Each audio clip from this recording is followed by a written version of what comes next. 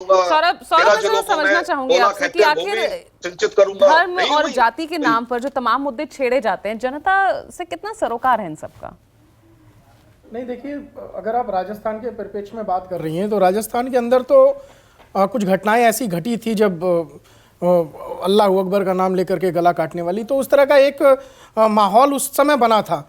लेकिन कुल मिलाकर के मैं ये कहना चाहता हूँ, देखिए, कांग्रेस पार्टी के पास जो राजस्थान है तो उसको एक चाहती तो आदर्श स्टेट जो है वो उसके रूप में जो है उसको दिखा सकती थी कि देखिए हमारे पास ये स्टेट है राजस्थान और इसमें हम ये चीज़ें करके ये एक आदर्श स्थिति उत्पन्न कर रहे हैं, इसके आधार पर हम चुनाव लड़ेंगे।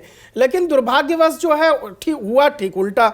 आज राजस्थान कहाँ गिना जाता है? आज राजस्थान जो है क्राइम के रेट में नंबर 1 पे गिना जा रहा है, आज भ्रष्टाचार में नंबर 1 पे गिना जा रहा है, आज पेपर लीक सबसे ज़्यादा वहाँ हो रहे हैं, बेरोजगारी वहाँ हो रही है। ये मैं नहीं बोल रहा हूँ, ये आंकड़े बोल रहे हैं भाई, ये आंकड़े कोई भी देख सकता है। तो इससे अच्छा होता है कि राजस्थान को, इसीलिए मैंने आपसे सवाल पूछा। ये मुद्दे समझ में आते हैं जो जनता से जुड़े हुए हैं, जिनसे जनता प्रभावित होती है, तो फिर उस बीच दंगों की बात कर लेना, कन्हैयालाल मर्डर की बात कर लेना, फिर ये कितना समझ में आएगा जनता को? मैं यही समझना चाह रही हूं आपसे। देखिए, मैं वही कह रहा हूं आपको, कन्हैयालाल मर्डर की बात अब आपने करी दी तो मैं कह रहा हूं उसमें कि कहीं ना कहीं देखिए उस समय एक ऐसा माहौल बन गया था कि उस समय एक डर का माहौल बन गया था और उस डर के माहौल को कांग्रेस वहां पर शासन कर रही थी राजस्थान के अंदर। उस डर के माहौल को कांग्रेस नहीं हटा पाई, वहां के लोगों में एक भय का स्थिति उत्पन्न हो गई थी। तो उसी लिए एक धर्म और ये जो बात हो रही है, ये इसकी बात हो रही है। भाई, सनातन तो विरोधी कांग्रेस पार्टी के कई नेता हैं, ये तो जनता जानती है। सनातन के खिलाफ तो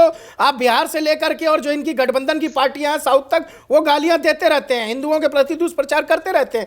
लेकिन राजस्थान में आप इसके ठीक स्थिति विपरीत उल्टा ऐसे बना सकते थे जैसे कमलनाथ जी ने मध्य प्रदेश में बनाया, सनातन का स्वागत करके। भाई, उनकी तो कांग्रेस से सुर अलग थे वहां पे, तो राजस्थान में भी आपको सनातनियों का स्वागत करना चाहिए था। जो ये मेवात के दंगे हो रहे हैं, उधर के दंगे हो रहे हैं, उस पर कहां तक कांग्रेस पार्टी का एक विधायक उसमें शामिल पाया जाता है? तो ये तमाम तरह की चीजें हैं जो कहीं ना कहीं ये जाहिर करती हैं कि कहीं ना कहीं आप सनातन हिंदू धर्म के खिलाफ जो है अगर अत्याचार हो रहा है तो आप उसको रोकने में नाकाम रहे हैं, आप उसको रोकने में नाकाम रहे हैं। अब अगर आप यही स्थिति अपनी योजनाओं के जरिए तो वो एक सॉफ्ट हिंदुत्व वाला चोला तो ओढ़े ही हुए अभी भी योजना गौधन आप देख लीजिए, प्रमुख मंदिर हैं उनके नवीनीकरण की बात वो कर रही हैं अपने संकल्प, अपने घोषणा पत्र में। देखिए, वही बात हो गई, जिस प्रकार से ये जाति की बात करते हैं उसी प्रकार से सनातन धर्म का दिखावा करके छलावे की भी बात की जाती है।